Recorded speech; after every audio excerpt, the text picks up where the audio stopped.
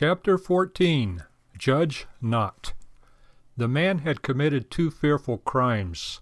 He had raped and murdered a young girl. One person, sick at heart and revolted by the crimes, spoke of the guilty man as a horrible degenerate.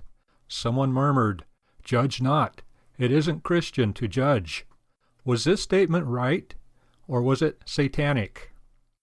Jesus declared, "Do not pass judgment, so you may not be judged. For the way you judge, you will be judged, and with what yardstick you measure, you will be measured."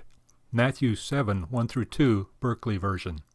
But Jesus Christ called the scribes and Pharisees hypocrites, whited sepulchres, and much more. He called Herod a fox. He never hesitated to speak out sharply and with judgment. The prophets and apostles also spoke often with clear and sharp judgments. Were they wrong? Obviously, when the prophets, apostles, and Jesus Christ judged, they not only did so with a clear conscience, but they did so in the conviction that it was their duty to do so, that their judgment was a godly act and a moral necessity. But this is not all. By their public judgments, they were inviting others to make similar judgments.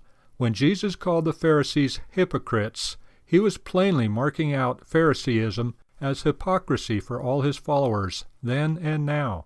When Paul condemned fornication and fornicators, 1 Corinthians 5, he was demanding that the church at Corinth and every believer in every age join with him in their condemnation.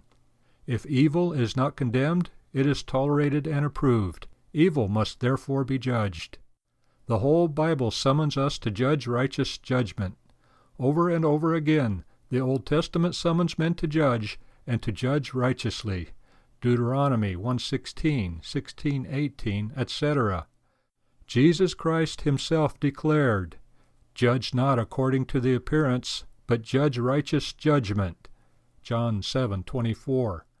Obviously, then, all the Bible calls for righteous judgment, so that it must be false and unrighteous judgment which is condemned.